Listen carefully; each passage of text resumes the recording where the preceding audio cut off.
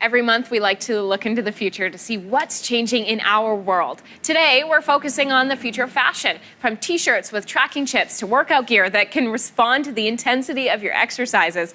Joining me with more is Futurist Nick Badminton. Hi. This is fascinating. Yeah, and it's changing drastically. Okay, so let's get right to it. We've got manufactured leather that's not actually coming from animals at all. Yeah, so scientists have been able to synthesize leather and silks and other materials in the lab and do it for very specific purposes. There are two different types of leather. There's one that's made out of collagen, yep. And then the other from mushrooms. Can you tell me about them? Yeah, so for a number of years, people have been actually growing leather from mushrooms, and they're sort of sustainable material. We can grow our own clothes. It's sort of a revolution in sort of homemade clothing. And what would be the time frame? I mean, we know with a cow, we need our cow to grow and to live and to thrive, but I imagine the time frame is totally different with a mushroom leather. Yeah. So you still have to grow the mushrooms, and then you have to treat them and whatever. But still, mushrooms grow pretty quickly in weeks, right? So you've still got faster cycle times for being able to do that. Versus, say, a cow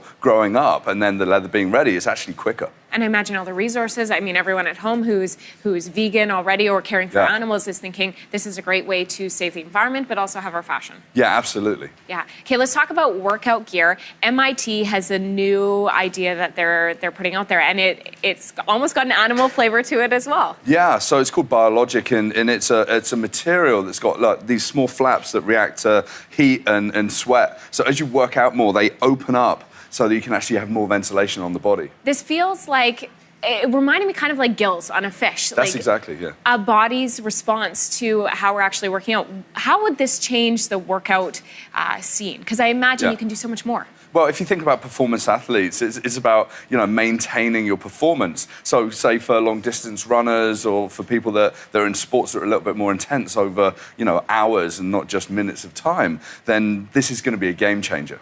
This is an idea right now. Are we going to see this into production, into some of the kind of the mainstream athletic brands? Do you think it's sometime in the near future? Yeah, I don't think it's next year, but I do think that these new technologies seep in over 10, 20 years, and it's going to be pretty normal for performance athletic wear within 10 years, I'd say. So from the gym to the everyday life, we are now seeing clothing with tracking device, and we're seeing this today. Yeah, so we live in the surveillance world, and part of this is gamification and making your environment fun. So young people wearing Tommy Hilfiger clothing undertake activities, it tracks that, and it rewards you for those activities. Is this a safe thing? Or is this marketing? Is this people watching our every move? Or is this something to be excited about? It's marketing, it's insights into behaviors, especially around millennials.